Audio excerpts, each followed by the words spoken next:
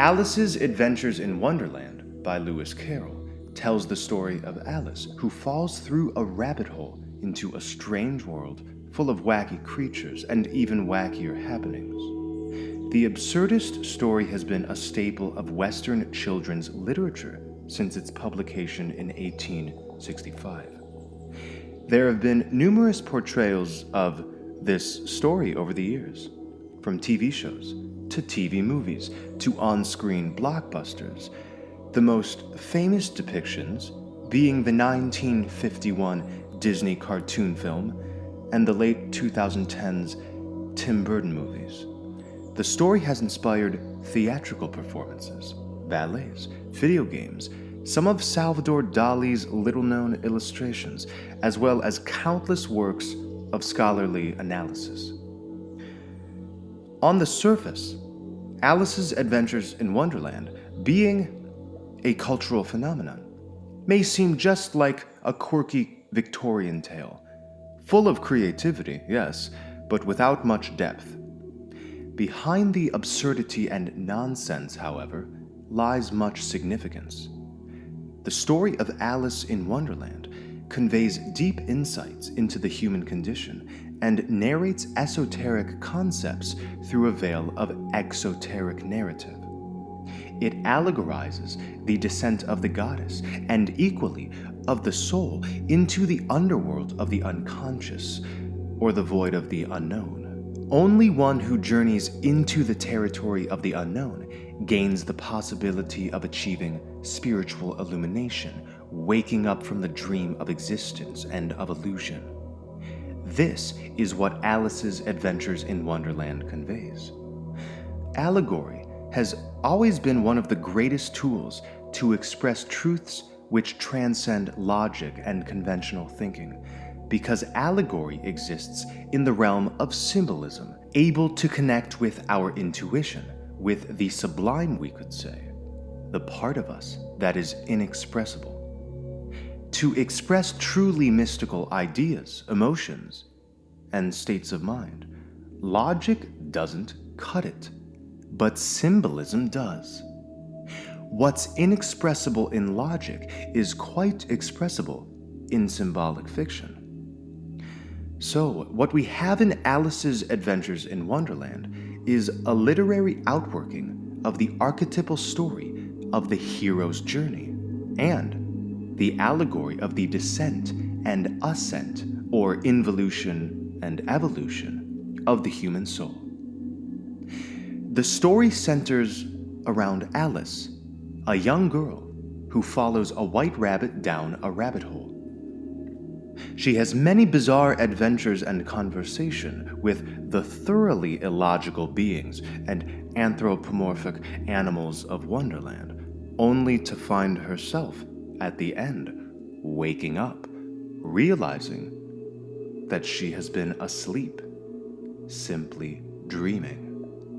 The name Alice comes from the Greek aletheia, meaning truth or truthful one. A more precise meaning of aletheia is actually the state of not being hidden, the state of being evident. This makes sense, as the journey Alice takes represents that of the truth seeker. Behind the mundaneness of mortal existence, we all wish to know the truth about ourselves, about the world, about divinity, about our own souls. There exists a mystery about the nature of all things. This mystery begs us to seek a revelation. When the big questions can no longer be ignored, they dash in front of us like a white rabbit, inspiring curiosity. And only curiosity about the truth can lead us to the truth. Of course, Alice is famous for repeating the phrase, "curiouser and curiouser." We may compare the story of Alice with the story of the Gnostic goddess Sophia. Sophia, meaning wisdom in Greek. This word is where we get the word philosophia from. Represents a spark of transcendent essence, an essential part of the immortal pantheon of Godhead energies, an anthropic expression of the emanation of the light of the divine. Gnostic scripture, such as the Nag Hammadi texts, explain Sophia's accidental creation of the physical world. Sophia undergoes a fall, becoming anchored to her own material creation, unable to return to the heavens, what the Gnostics term the pleroma. We too, along with our heroine Alice who falls into the rabbit hole, are, at least presently, trapped in or anchored to time and space. In that sense, we could be called fallen souls. Being members of material existence in these imperfect bodies is the price one pays for spirit descending into matter. This fallen nature might remind us of the Christian doctrine of sin. Most avenues of spiritual thought, by the way, more or less, include the theme of spiritual incompleteness as a motivating force to further connect with divinity. In the Eastern traditions, we accumulate karma, and we accumulate bad karma in spiritual blindness. Even in various Aboriginal tribes, members are punished by personified forces of nature for falling away from the established correct conduct. Alice's escapade through Wonderland allows her to deal with the fallen aspects of herself, just as our own incarnations into time and space facilitates the shedding of sin or the resolution of karma. The suffering experienced on Earth instructs us what goes against the harmony, love, and innocence which our sin, or our fallen aspects, takes us away from. Lewis Carroll's story presents an underlying challenge that resonates with us all, even those of us who aren't too mindful of spiritual matters. A child must navigate an unfamiliar world full of what seem like arbitrary and ridiculous adult rules and behaviors, where fear is often the driving force for many decisions. The answers to the riddles reality presents us are often questionable or non-existent or incomplete. Alice, throughout the novel, aims to understand and understand the wonderland around her, to no avail. We, like Alice, find ourselves in an imperfect world that can feel out of sorts, out of touch with our deepest desires. This problem of existence, known to us by the word suffering, leads to a sort of madness. Everyone in Wonderland is mad. Likewise, everyone on Earth suffers. And it doesn't take much analysis to conclude. The age in which we reside proves very topsy-turvy. It seems as if these current times lie within a dark age, a time of degeneration, degradation, and devolution. Definitely of madness on all levels, mentally, physically, intellectually. I won't say spiritually, though, because the Earth experience, no matter what time period it exists in, seeks to impart its participants or students with wisdom. The White Rabbit who lures Alice into Wonderland acts as a liaison and initial guide to this underworld of Wonderland. Alice finds herself in a giant hall at the end of the rabbit hole, surrounded by locked doors. She becomes frustrated and sad, homesick for her family and her cat. But when a tiny door appears and she manages to peer inside at a beautiful, tranquil garden, she changes her mind and sets her aim at entering this garden. Full of beautiful colors and cool fountains, the garden acts as an idyllic version of paradise for Alice. Finding a way into this garden, into this paradise, becomes a central theme in the story. We can absolutely draw a symbolic connection to the Garden of Eden, the biblical space of beauty and innocence. This space refers also to a state of being, one where only the divinity of life itself is embraced. On a more abstract level, however, the garden represents the experience of desire, in that Alice focuses her energy and emotion on trying to attain it. Once she enters the garden, however, she must confront the murderous anger of the Queen of Hearts, who yells, "Off with her head!" Alice's desire is met with brutal reality once fulfilled. Thus, her vision of utopia cannot sustain itself in the face of such contradiction. There are many gardens of desire in our own lives.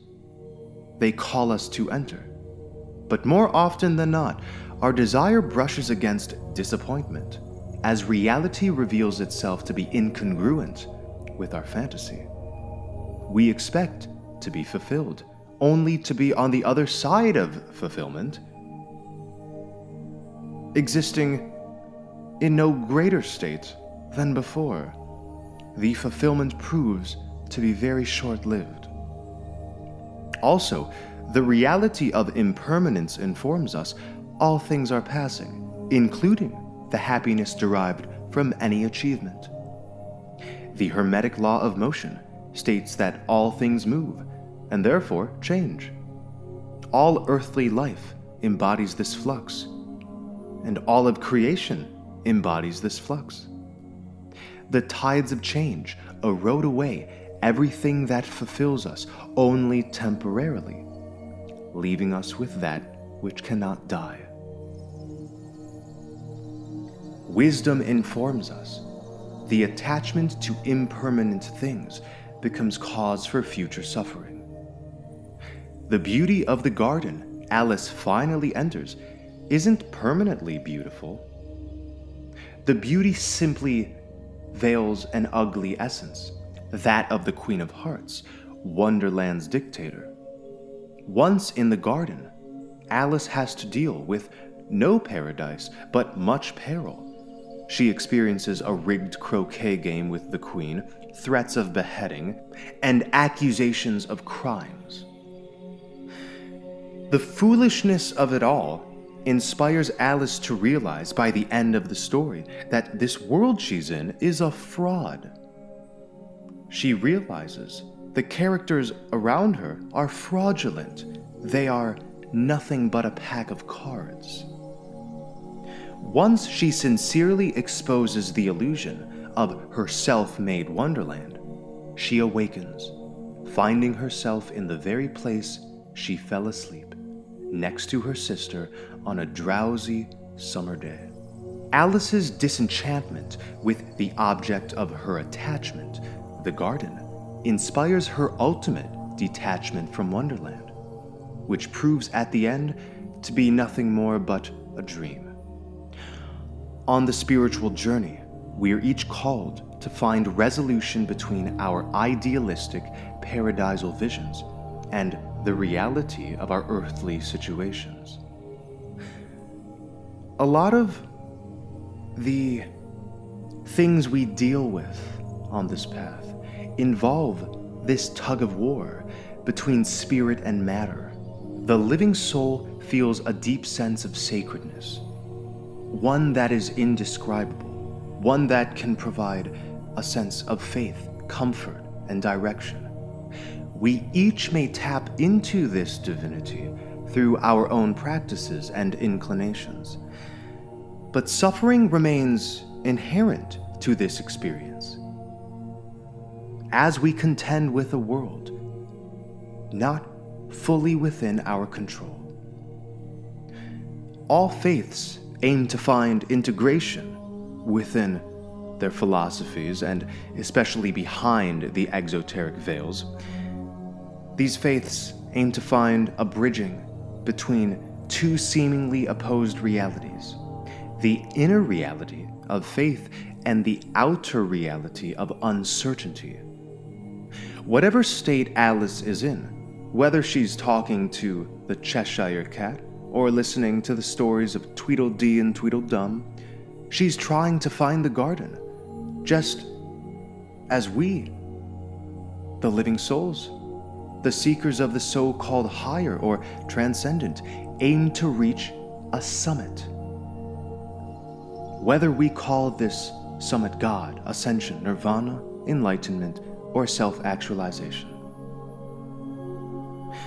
Lewis Carroll titled his original manuscript, Alice's Adventures Underground.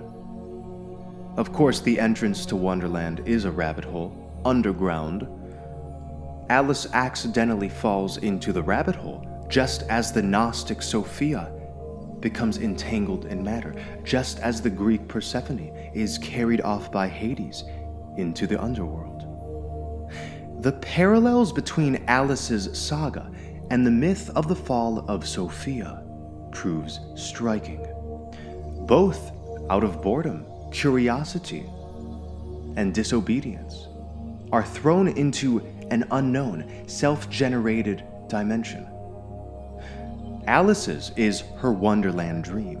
Sophia's is her own chaos manifested into a material realm. Both self-generate their own bizarre creations and creatures that must be overcome. While Alice's mind projects all the various mad entities of Wonderland, some of whom try to enslave her, we might say, Sophia's Demiurge and his archons are also manufactured. They are enslaving forces. This quintessential Gnostic story of the fall of Sophia relates to the psychological trope of dealing with one's demons or shadows.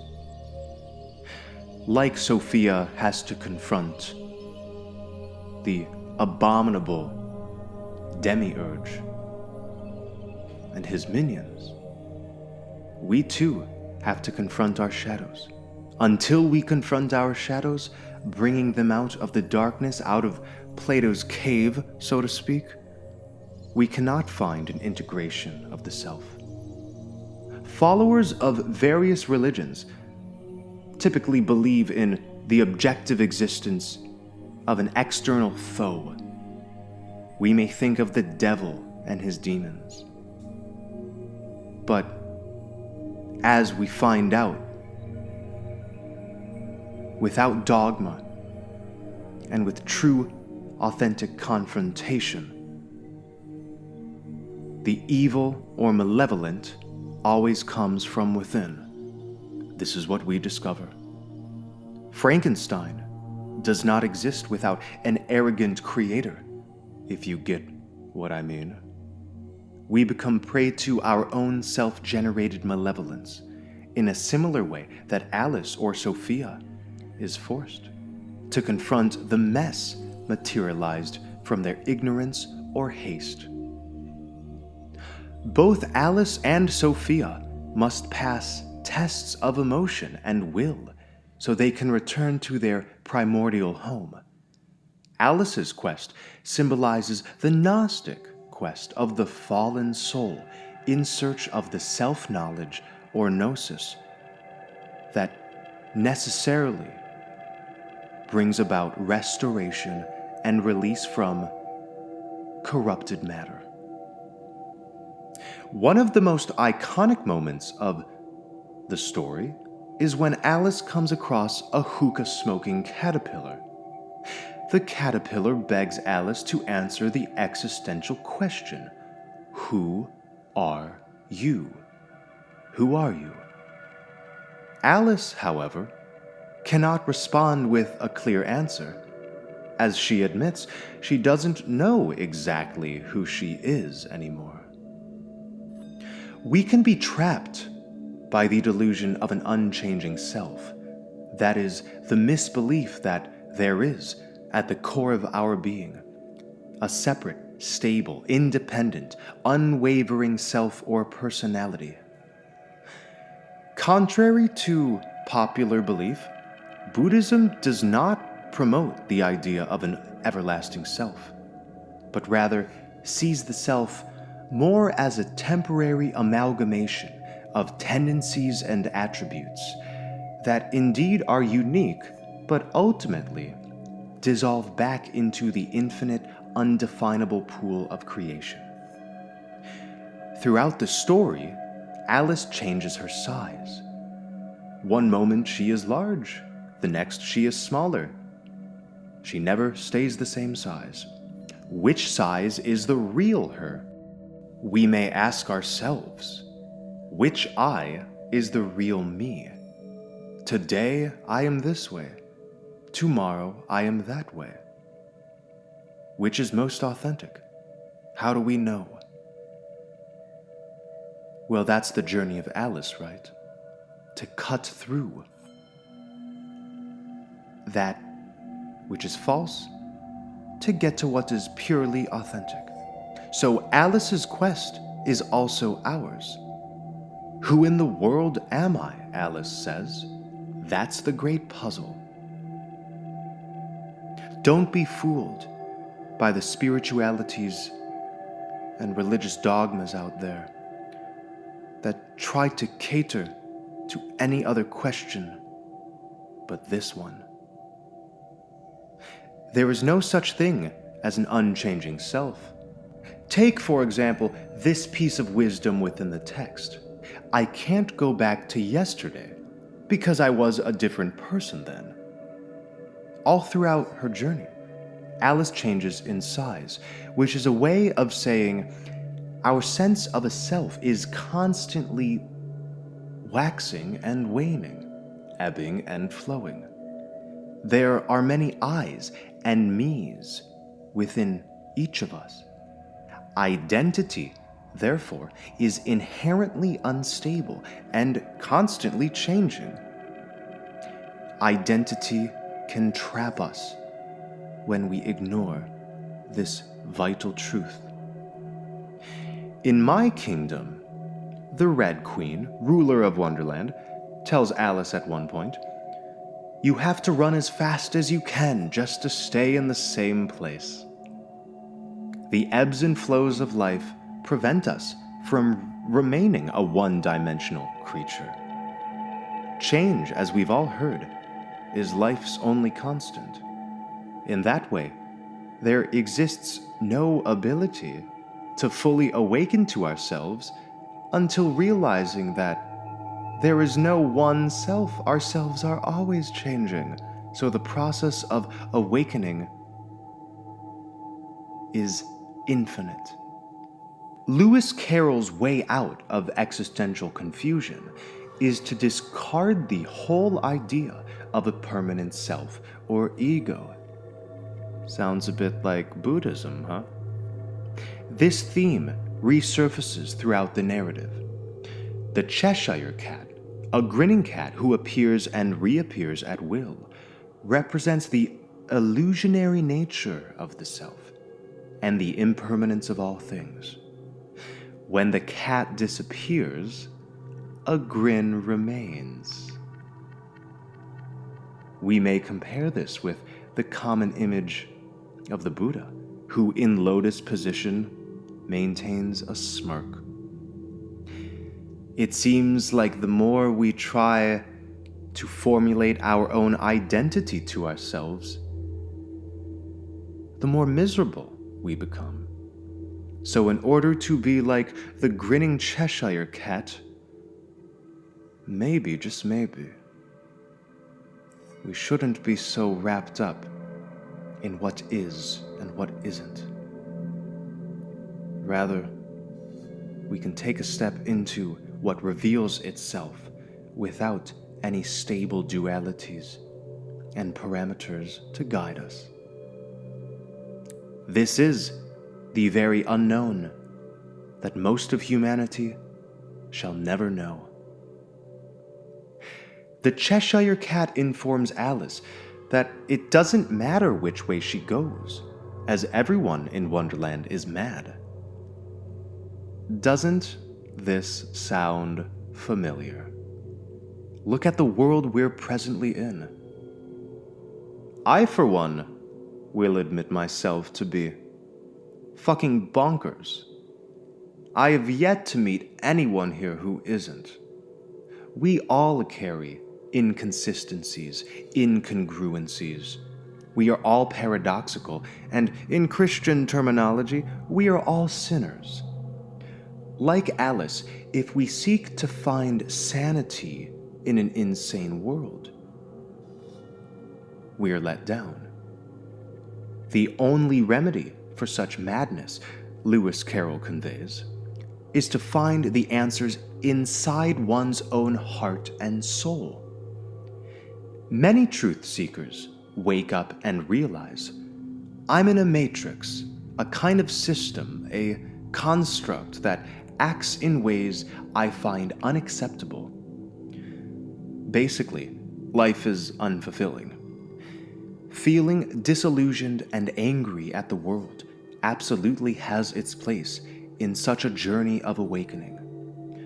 It's true, Earth presents us with a never-ending list of substandard, at times harsh, displeasing realities. But remaining resentful only cultivates and grows the very attributes we accuse the world of having. Eventually, like Alice, it's required to turn around our bitterness, our attachment to outer attainment, and go within. Alice laments, who in the world am I? Am I the same today as I was yesterday? The 18th century philosopher David Hume asks what makes a person. Everything we see and experience is a temporary impression. There's seemingly nothing permanent, nothing that we can truly call me, other than what is fleeting and experienced in each now moment. Hume argued that there is no single thing that can rise to our idea of the self.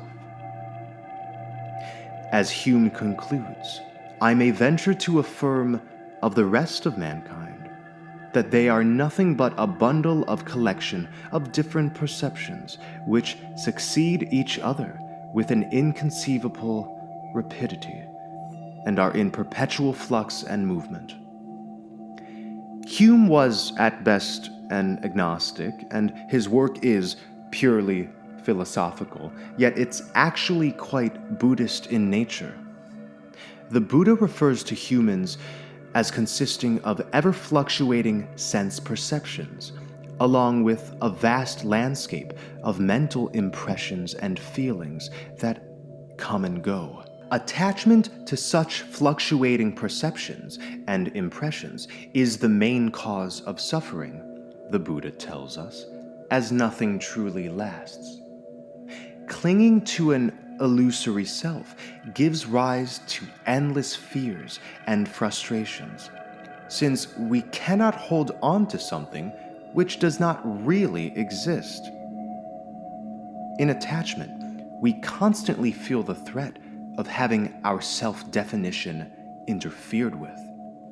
The Buddhist argues that we are limited in our understanding of human nature by thinking each of us must cling to our individual life in order to live well. In releasing ourselves, not from living, but from the grasping nature of our daily lives, and from the fears and disappointments associated with clinging to an illusion, we discover our more naturally jovial, compassionate, humble, and wise nature, free from this constant struggle to assert our importance to ourselves and over others. Buddhism claims that we are not single objects, but emergent natures, arising from the 5 following skandhas, also known as heaps or aggregates that constitute life. We have material form. Material form refers to the 6 sense organs: eye, ears, nose, tongue, body, and mind, as well as the objects sensed through them. We have feelings, the felt experiences arising from our experiences of the world through the 6 senses. We have perceptions, the conceptual recognition of objects. We have mental formations, which are acts of attention, determination, will, confidence, concentration, desire, conceit, self-illusion, what ends up becoming very near and dear to us through our experiences and what we formulate from them. Lastly, we have consciousness, which arises from the other skandhas and is our awareness of, well, what is happening in the world and in us. The Buddha argues that when we recognize there is no unchanging and controlling self, but only these aggregates or skandhas, we will no longer wish to cling to them. We can let it all flow, baby. Giving up this clinging attitude toward these impermanent, conditioned aggregates from which our experiences arise relieves us from the suffering such clinging causes. The Mad Hatter's Tea Party is one of the more famous Wonderland scenes. In the Disney film, the Mad Hatter, Marge Hare, and Dormouse are celebrating an unbirthday party. A day that's not one's birthday.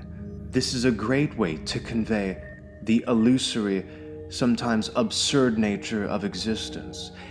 An unbirthday party, apparently, is when nothing is being celebrated. But nothingness is everything. Many religions and mythologies relay that creation came from a void of nothingness. Buddhism calls this void shunya. The Norse mythology calls it Ginnungagap. The Greeks call this void chaos. And the Bible relays that in the beginning, the earth was without form and void. We must not avoid the void. We can busy ourselves with ideas of purpose until we lose the childlike spark that simply wants to celebrate. Why do we need a reason, huh? The attitude at this mad tea party, although it somewhat infuriates Alice, demonstrates a very wise mentality, which embraces the now moment, a moment without form and fully rooted in the void of nothingness, we could say. Alice stumbles upon these beings celebrating the dance of existence through joviality and play, and sometimes even maniacal silliness, and for no practical reason, for no purpose. Of course, this is how the entire story of Alice's adventures plays out.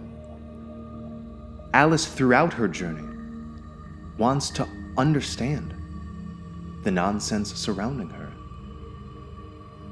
We all seek to get this life and our place in it, so much so that we can ignore the moment. We can busy ourselves looking over there and over there, not realizing that maybe what we're looking for is right here. We all know what it's like to let the moment pass us by, as we are preoccupied with the day-to-day, as we attempt to get to the meaning of it all, or the grand conclusion. In trying to get it, we forego the present of the now and escape to a future which never arrives. When it comes to Alice in Wonderland, there is no actual plot in the conventional sense. Alice simply goes from one riddling interaction to the next. But there is an arc of development. Alice becomes enmeshed in the nonsense of Wonderland when she hopes to find answers outside of herself. Her desire to chase the white rabbit, to enter the garden, basically to discover the meaning, instills dependence on her quest to find fulfillment. But by the end, Alice proves able to look inside herself. The quest was never anywhere else but inside. It turns out Wonderland and its characters aren't even real. Her dependence on outer knowledge or attainment transforms into inner knowledge, into gnosis, and the discovery of intuition. Alice, whose name means truth, finds the truth in herself after seeing the illusion's absurdity, and we can accomplish the same. Time itself ultimately is an illusion. Of course, we experience time, but time as an objective construct exists not. Time is simply a container for this human journey. The watch carrying White Rabbit can provide us a launching pad for an exploration of the nature of time. Time and space, which are really one, are no more than mediums in which things and circumstances exist. Life itself, without the filters of time and space, is timeless and spaceless, absolutely eternal, with everything contained in the now. There is only now. Each now moment simply changes and therefore presents to us the illusion of time and space unfolding. This means all duration, or time, is total and complete in the now. This reminds me of the Hermetic axiom that all is in one, and one is in all. Spirit descends into matter, personifying itself in the form of a human being. The infinite essence that makes up souls can only experience the finite by confining its immortality away in a dream of time and space. Alice's cat, whose name is Dinah, brings us to the subject of Kabbalah. Alice leaves behind Dinah when she plunges into the rabbit hole. Bina, which is spelled and kind of sounds similar to Dinah, is the third Sephira on the Kabbalistic tree of life. In the study of Kabbalah, the initiate traverses the Sephiras, the different parts of the tree of life. Each Sephira signifies specific ethical qualities, which the initiate must attempt to imitate. The attribute associated with Bina is complete repentance. The medieval text, the Tomer Devorah, informs us just as Bina sweetens all severities and neutralizes their bitterness, one should repent and rectify all flaws. In this sense, Alice's descent into Wonderland, representing the fall of spirit into earthly entanglement, acts as an entrance into a purgatorial experience with the goal of purification. The only way Alice can get back to Dinah, or traverse Bina, is to purify. In Dante's model for purgatory, one who successfully passes through Purgatory's mountain reaches a garden, And Alice, of course, wishes to reach the garden. Just as purgatory reflects back the sin that a soul passing through the afterlife must cleanse, Wonderland illustrates Alice's own illogical, fallen nature, presented to her in the characters all around her, so she can, well, wake the fuck up. It's her dream, after all. I think we're done here. In conclusion, at the end of the story, Alice finally masters her own underworld, becoming an initiate. She wakes up from her false world into her real world, sound and safe. She awakens to her true being and full potential. She comes to know the truth, who is herself. Let us always strive for wisdom and for a deeper connection with truth. Sometimes, madness is what we require to find ourselves. Or is there even a self?